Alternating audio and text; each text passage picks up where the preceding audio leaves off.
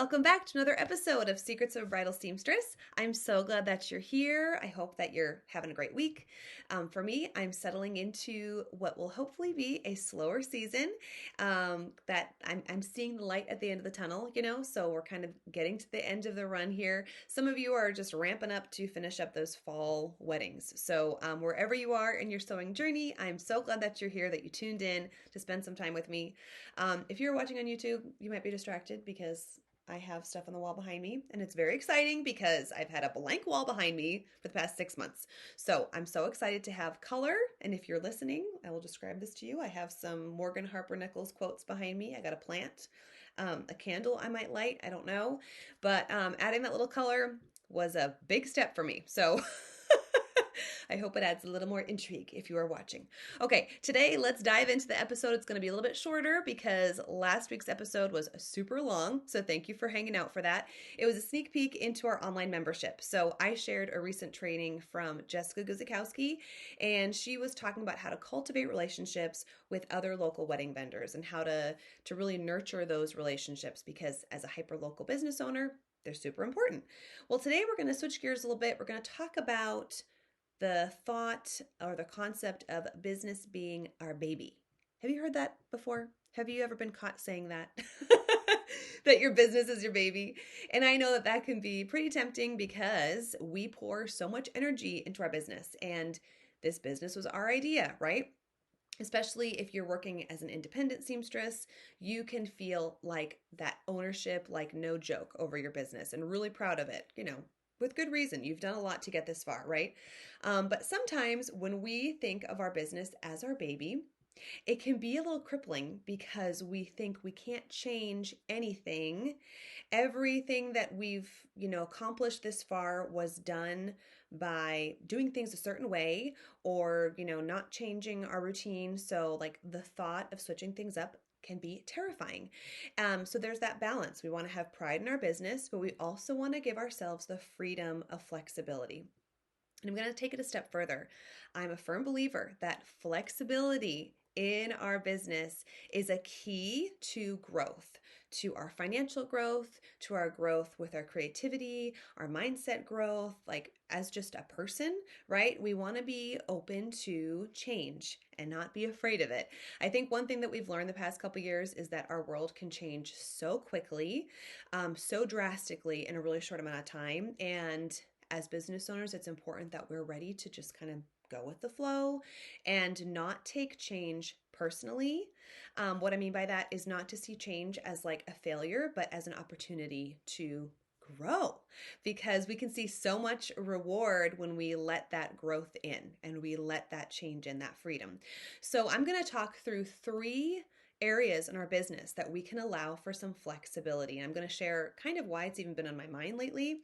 And as a bonus for you, I have a little homework guide that goes with this episode. So if you're listening and you're like, oh, this sounds kind of intriguing, there's this area in my business that I'd like to feel a little bit more flexibility in, you can head to secretsofbridalseamstresspodcast.com, and there's a free download for you, and it's like a little a journaling guide. So I have some questions that you can lead yourself through, and hopefully set yourself up for even more success. Okay, so the reason that I'm thinking of this is I remember 10 years ago, I actually shared this on Instagram recently because it was like a Facebook memory that popped up for me. And 10 years ago, if you know my story, I was a classroom teacher. So I was teaching middle school choir, and I knew that I wanted to get out of the classroom. Didn't know how I was going to do it, but I had this thought in my mind. You can't laugh at me because I already know how dumb this is, okay? But I thought that I could only start a business. And I'm trying to think back of like who my influencers were at the time. Like, who was I following? This is when Instagram was like still pretty new. Pinterest was a big thing. But I am trying to think of like what my influences were, because I was a strong believer that if I wanted to start my own business, a creative business, I had to just make cute things to sell. If I were to make most of my money off of like a necessary service, like heaven forbid, bridal alterations, I'd be a sellout. And this is when I guess you can laugh a little bit because it's like, I didn't know what the heck I was thinking. So, what my life looked like is first of all, I was a full time middle school teacher. And then I would also make all these really cute little crafty things, right? Because I was a creative and heaven forbid I should sew anything out of necessity, right? So I would sew all these really cute things for local markets, like coffee cozies. That's what that picture was that I shared. Um, and I had like all these cute little kitchen, goodies. And if you think back to circa like 2012 and what people were selling in the crafty genre, yeah, that I was making it. Okay. So the pot holders, like the cute little soup bowl microwave things, I don't know. You can just imagine how much money I was making, like part time selling those things, okay? And then I was also taking, let's not forget, like the garbage bags full of alterations from my coworkers because I was dabbling in that, but I wasn't ready to commit to alterations because I thought, okay, I'd be a sellout if I only made money, if that was my bread and butter, making alterations money. And then I was getting into some custom clothing. I loved making my own clothing.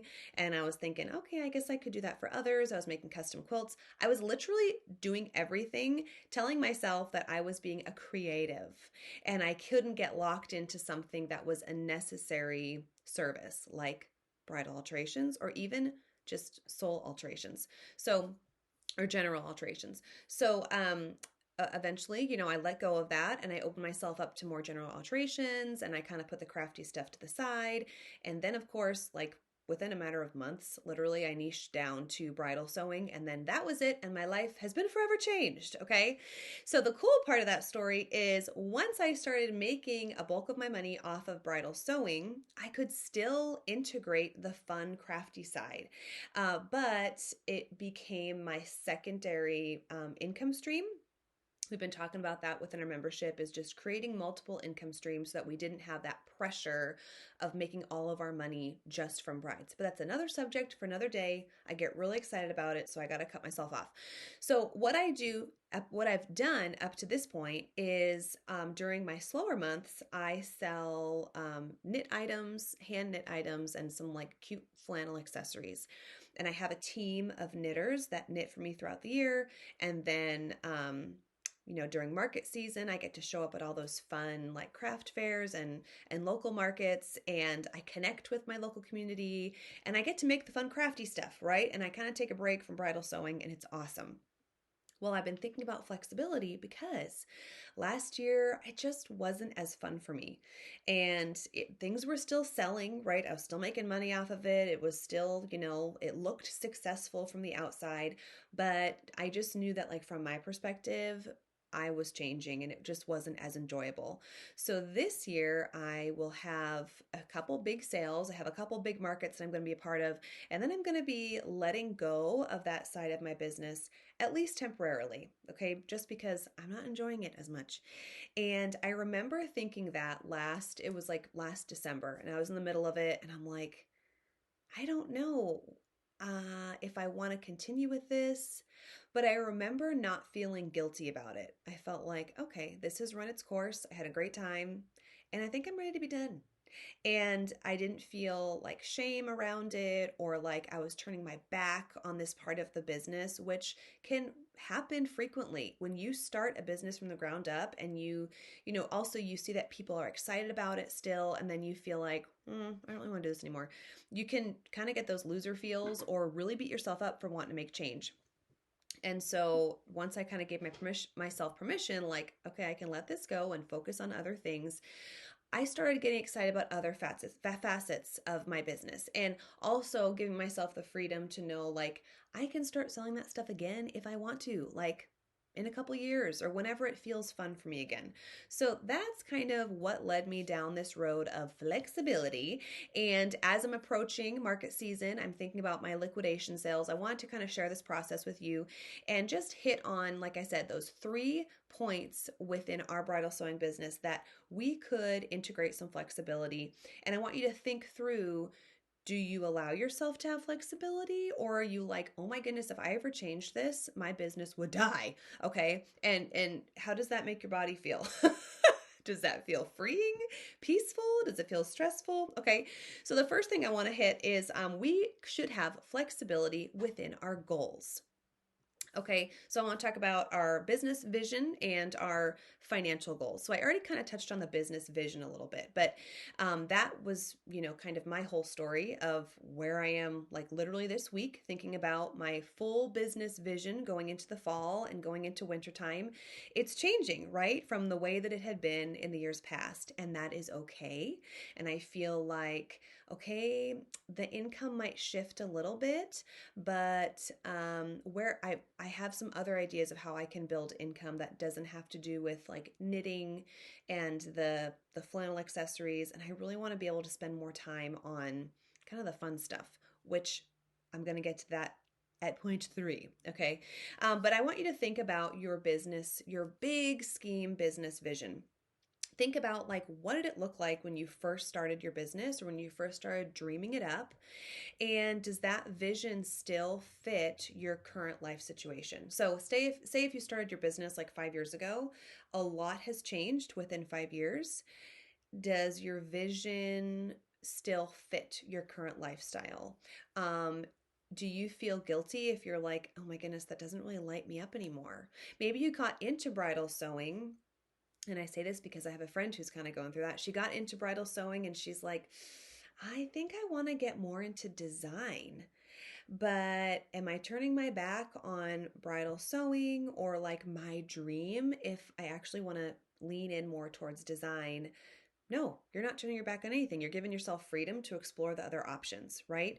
So think about the big vision. And if it's changing, if your original vision doesn't light you up, then you can change it. And then just start thinking of a new dream. And once you give yourself kind of the permission to start dreaming of something else, you'll be surprised of how like the other side of your brain starts like filling in the gaps and helping you to get to the next step. So think about that big vision and give yourself flexibility with your big vision goals. If it's just no longer working with your maybe your family situation, your own personal growth. We've all grown a lot the past few years, right? And so if it doesn't fit who you are today, you can change it. You can also allow flexibility with your financial goals. And I know this can sound kind of scary, like, wait, what? Like, no, I need to keep making money. I need to keep, adding to that income. And I totally get it because I almost got like a little bit obsessive about this. I wouldn't say obsessive, but I was like really driven. Like, I need to make more this month than I made last month, and I'm more this year than last year, more, more, more. And there has to be a point as, an independent business owner that we are comfortable and content with the amount of money that we're making. Otherwise, it just becomes like we never get there. And when you think about other careers, there are benchmarks. When you are hired by somebody else, right? There are benchmarks, and then there's a point where you're like, okay, I can kind of coast here for a little while, and that's okay. I'm not a sellout. I'm not lazy. I can just coast, and that's okay. So you can have flexibility to coast if you and your partner or your family can, gel with that. That's fine. You may also feel like you've had this, say you have like a monthly quota. And we recently just talked about this in the membership because we recently did like a self-evaluation, and we talked about our income goals. If you have this like monthly goal that you want to make, say if you want to make, $5,000 a month, and that's like, okay, if I can just get to 5,000. Let's say you get there and you realize, okay, this is all that I had to sacrifice in my personal life to get to $5,000. I don't know if it's worth it, right? It's okay to reevaluate, or whatever that number is. If it's 10,000 or 15,000, if you have a set amount that you want to make a month, and then once you get there, it's like, oh my gosh, it's not worth it. You're not a sellout for lowering that monthly quota. What you're doing is you're listening to your body's needs, and you're realizing, oh, I don't need to measure up to this person next to me or this person online that I'm thinking, I'm assuming how much they're making or what their comfort level is. You have to go by what works best for you and your own workflow. You also might get you like a monthly financial goal and realize, okay, I got to 5,000 and that was actually quite doable. So maybe I can raise it, to 5,500 or something. It's when we kind of get stuck in that rut of like, I need to make this certain amount, or else. I need to be seen as, this type of seamstress or else. That's kind of just when we get stuck in that rut and we don't allow that flexibility. So I kind of want to get into that next step of being seen as a certain type of seamstress. That's going to come into our next step by having flexibility with your service and your offerings. Okay. Now I know this is kind of like oh, I don't want to say like a hot topic, but I think that because we take so much pride in what we do, there's part of us that thinks, okay, I've got to keep accepting those super challenging jobs because I got to keep up, with like the seamstresses around me or maybe the online seamstress community. And I got to tell you, people aren't watching us as much as we think that they are, right? We can get like in our heads, like really stuck in our heads, and we look at, social media, or we see what other seamstresses are doing, and we think that they're comparing themselves to us, or, like, oh, I'm actually doing more than she is, or whatever. We get these weird like mind games, and other people just aren't thinking about us as much as we think that they are. And they certainly aren't looking in our books and, noticing who we're serving or what kind of dresses we're working on. There's gonna be some cool projects that we're like really excited about that we want to share, but it doesn't have to be every single dress that we take in our studio. And if you, for a season, you're thinking, I do not want to take on these like, complete overhaul dresses. I need to just work on some like simple like hems, straps, and a bustle. You know what I'm saying? Like those like predictable jobs. You're not a sellout. So let's kind of just start with the brides, okay? So we all know we say that we're a bridal seamstress, but there are so many different kind of projects to take on. And if you have a really clean pre-booking system and you know how to filter through the brides that you're gonna be working with, you can project what kind of work you'll be doing, the hours invested, the concentration that needs to be invested. And then also that you can, work on some dresses that are a little bit easier if you can foresee who's coming into your studio. Now, some of you love doing those reconstruction projects, and I can handle like a few a year. That's what's fun for me. But I love the social aspect of my business. I know I've shared this with you. Like, I love getting to know the brides, I love talking, I love having multiple fittings.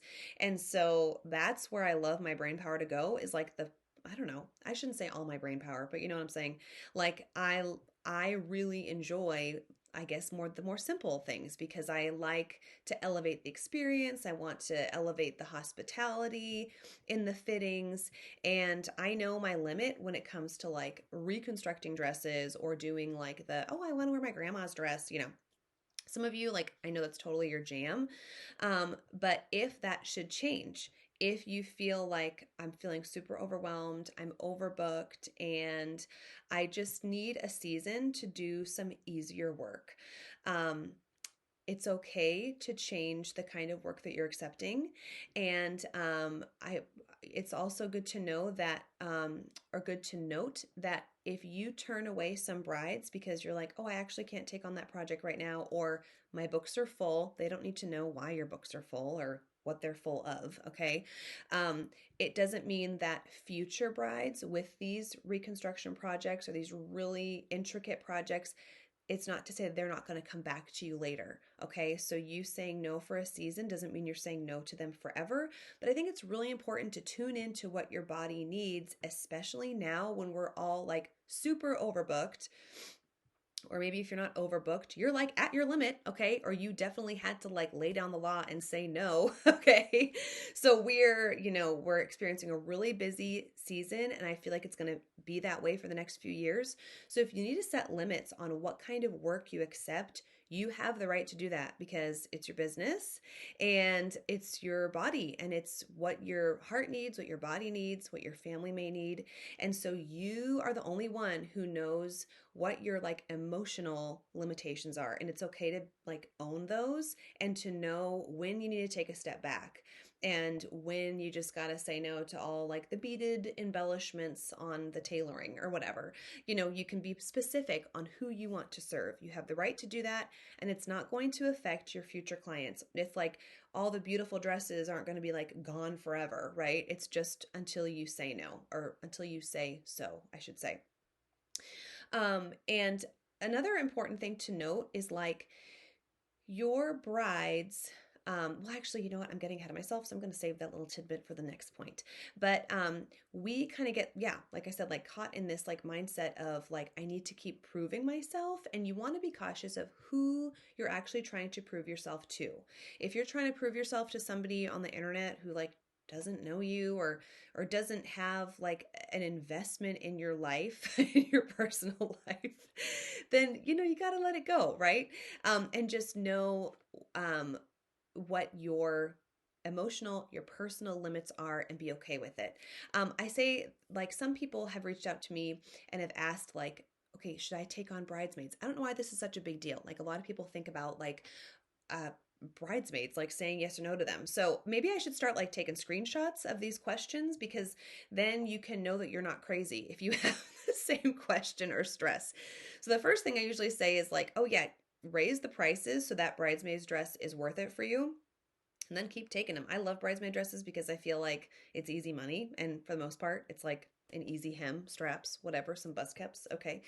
But for some of you, you may feel like I kind of need to take a break from brides, but I will still work with bridesmaids and mothers of the brides or whatever, something that is still formal wear, like in your niche, but not necessarily brides. And that's okay. That kind of falls back into what do you need and what do you need so that you can still enjoy your job, right? And if that means that you're changing your offerings or you're flexible with who you're serving and you're going to spend more time with the bridesmaids than you are with the brides, that's fine.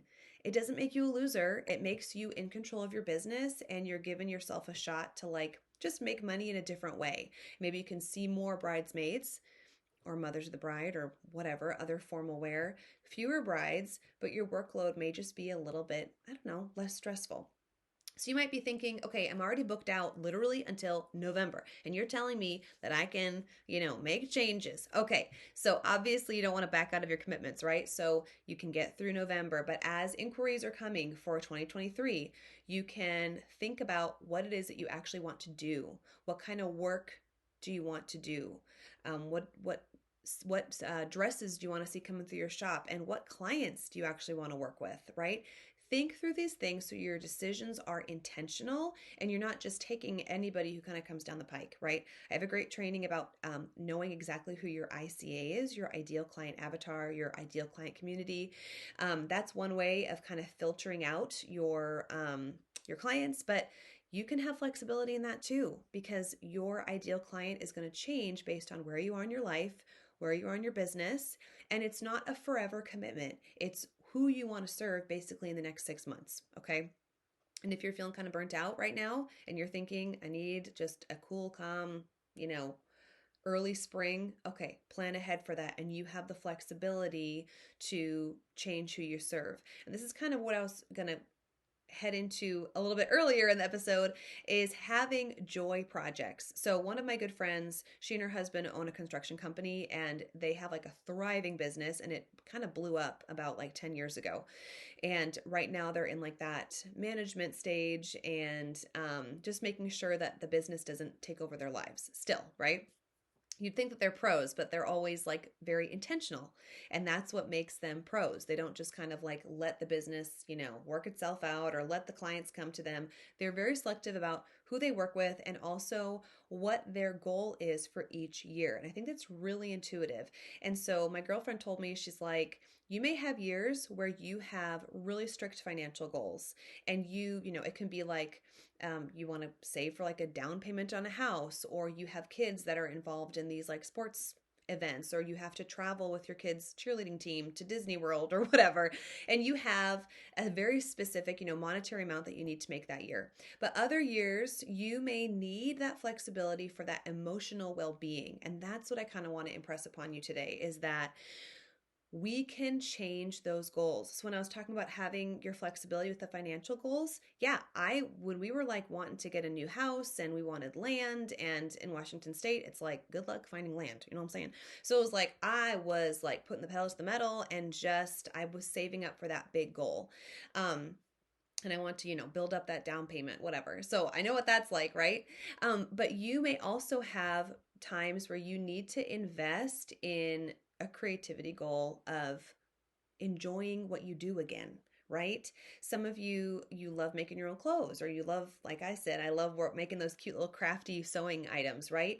And giving yourself a season to focus on those joy projects.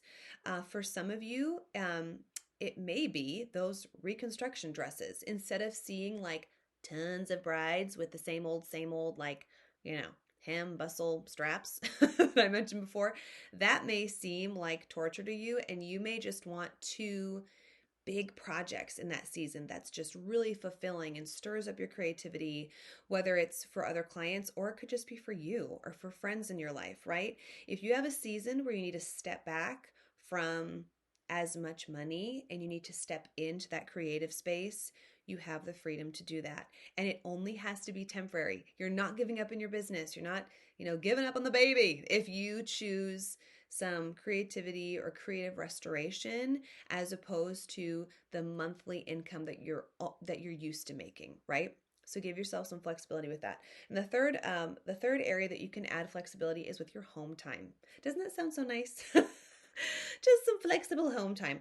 But because most of us, we're a one-woman show, even if you are the owner of your studio and you have seamstresses working under you, you still have a lot on your plate as a manager, as an owner, right? And you want to be flexible with what your family needs, with what your personal health needs are. And so if that means that you reconfigure your schedule or take a step back, that's fine too. So maybe you want to reconfigure your schedule, but you don't want to change your income. That's kind of like the magic combo, right? And that's what I've been experimenting with basically all year, and I've been sharing that with you. So as of this episode, I have a new schedule where I see brides for 1 week. And then I have a week off. And so the week where I do see brides, I'm still sewing. And my week off, I have like 1 or 2 sewing days. And then the rest of the week is off to do home stuff, to record episodes for you. And I'm just experimenting with it because what I was doing before was too much. And what that was like, oh, I'm available 5 days a week for fittings, right? And then it became like, okay, 4 days a week. And then, I've kind of been giving you all these updates, but you can also, we talked about this before, we've talked about this in the membership. I know I've mentioned this in the podcast, is the subject of raising prices, which can feel a little bit uncomfortable, but you can, if that's your personal goal, you can raise your prices a little bit to even out the fewer brides that you'd want to work with. But another way to alter your schedule is just to consolidate when you see brides and when you actually sew. So let's say that you have your studio open currently for like 4 days a week, 5 days a week for fittings. Can you consolidate that into 3 days, or maybe like 2 days and 1 evening a week?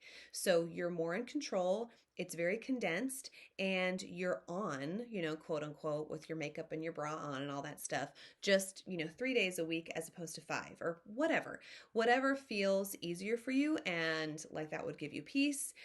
You have the right to change that schedule. And what's really interesting, and I mentioned this before with your with the kind of brides that you work with, your brides are not looking at your schedule with other brides. So say if, you want to think about your fitting schedule and you're like, oh my goodness, my new brides are going to know that I used to be open 5 days a week and now I'm only open 3 days a week. It's like, no, nobody is paying attention, right? And brides aren't communicating with each other. Like, sure, there's that off chance where it's like, you work on one bride's dress and then her sister comes to you and you get to work on their dress too, whatever. Like, those things happen when we, experience that word of mouth blessing. But for the most part, like, brides don't communicate with each other, so they don't know how your schedule changes week to week. And bottom line is, you have control over it, and you can give yourself the gift of that flexibility. So you can change your scheduling.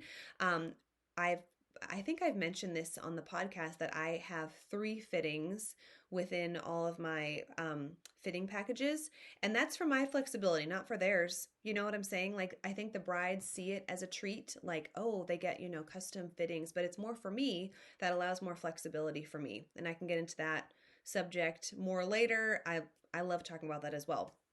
And I know we all have our own like systems, our ways of doing things. And if we can think outside the box of like, what would it feel like actually if I changed the way that I do things, right? I'm so used to having fittings, this many days a week. But if in reality, it's not working with your family or your kid's schedule, or you, if you just feel like it's too much, you can change it. And the brides are still going to come. And if they don't come, that's okay. I had a bride this year, oh my goodness, who had a really difficult work situation. Her work schedule was like crazy. You know those red flags that you look back on and you're like, I wish I listened to those. She was so high maintenance with her work schedule. And I thought, okay, if I can just like figure out, a way to get her in, I'll stay late one night and then we can kind of figure out the next fitting. Oh no. She was high maintenance with her communication, with her like fitting times, with her pickup time. It was like, oh my goodness. And I just regret not sticking to my guns because the truth is, she could have found someone else who worked within her schedule parameters and I could have done without that stress. Okay. So, moral of the story is you're going to have brides coming to you still that can work with your schedule. You have the freedom to change when you offer fittings and what your sewing days are. If you can consolidate when you actually sew, that's perfect, right? Something that works with your family time. And not just that, like you don't need a family to have personal time. If you just need more time at home, you can figure out, like, look at your current schedule. How can you consolidate it? How can you change it to really work best for you? And if you're currently working in a bridal salon, that's where you do your fittings or that's where you sew, you can communicate that with your bridal store owner because fortunately, especially during these times, seamstresses, we do have, we carry around a lot of weight, you know what I'm saying? Because we're in high demand these days. So you can set your personal schedule, you can bring that to your bridal salon. It could just be worth a conversation, right? But the point is, we put these pressures on ourselves and it's our own fault because we expect so much of ourselves, and when we're not working for a company, when we don't have like a boss organizing our work schedules along with all of our other coworkers like a normal job, we just lose sight of how much pressure we're putting on ourselves, and it just rolls into the next day and the next day and the next week and the next month to the point where it's like, what am I doing and am I still even enjoying it? And why am I doing it if I don't enjoy it? You know what I'm saying?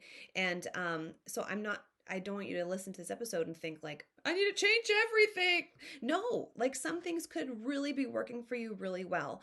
But I want you to feel really strong in the conviction that you have the right to change things. You have the freedom to change the way that you're doing things. And you don't need to measure up or do the same thing that anybody on Instagram is doing or posting or what you're seeing on Pinterest or whoever you're following. We each have, and I feel like, especially within our community, we all have our own ways of doing things that work for us. But you do need to be brave enough to test out the new things to to like find the stuff that actually works for you, right? We've all been there where we've had conversations, or whether it's online or in person, with an older business owner who they've been, whatever genre, whatever business they're owning, and they've been doing things the same way for like 40 years. And you just think like, golly, if you had an online payment option or whatever the simple fix, you fill in the blank. And to some extent, that's us, literally. Like we're not exempt from that just because, we've been doing it for fewer years. Like you could be in a business for like 2 years and already be stuck in your ways. And then you're limiting yourself to all this growth or experience or just a completely different lifestyle because we're thinking this is the only way that it's going to work. And if I change things up, either I'm not going to make as much money, or people, whoever people are going to think I'm weird, or I'm not going to, fit in or measure up or whatever. Like you fill in the blanks because literally it's your voice in your head that's telling you all that weird stuff. And that's who you got to talk to, right? And that's where I've been. Where I'm like, why am I putting all this pressure on myself? Oh wait, it's me. I'm doing it to myself. So print out that journaling prompt that I made for you. And this will kind of walk you through all of these points that I just listed out. And then you can really kind of confront them to yourself and confront yourself with yourself and think like, okay, is this working? Yeah, it's working. And this is why. And then, how would it feel if I changed it up a little bit? And it just gives you permission to daydream a little bit. And every great business starts with a daydream, right?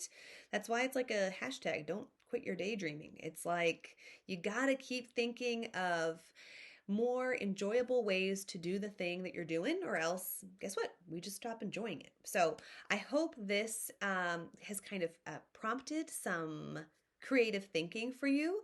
I love to hear from you. So when you listen to an episode and it kind of like registers, like, or something clicks and you're like, oh my gosh, I get that. I love hearing from you with like DMs, those of you who message me on Instagram, or if you're on my email list and you send me an email, like I reply. So I'd love to hear from you that way too. Which reminds me, I actually sent out a survey to those of you on my email list. I've gotten some great responses. Oh my word. I just wanted to know, what were your biggest stressors? What are your biggest stressors as a bridal sewing business owner? And what is most frustrating for you as a small business owner, specifically in the bridal sewing industry? And it's just so interesting and fascinating because all of us have, I'm getting a lot of responses, and some of them are so different, but some of them are very, very similar. And I feel like, gosh, we're kind of just all in the same boat, and if we all of us in our weird, insecure boats just gave ourselves a big hug or met in a room and talked about all the insecurities, we'd figure out that we're not alone and everybody has the same weird fears. So thank you for those of you who have given me great responses.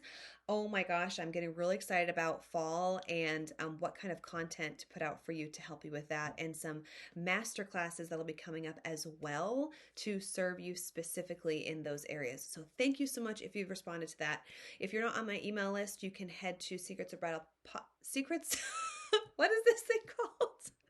Secrets of a Bridal Seamstress podcast.com. You can sign up to be on the email list, or you can sign up to get that free digital download. And I really hope that it is helpful for you. Oh, and we have a winner this week. I haven't announced, we've had winners, but obviously I haven't announced them on the podcast because this is my first podcast in a couple weeks. But this week's winner is Linen and Lace.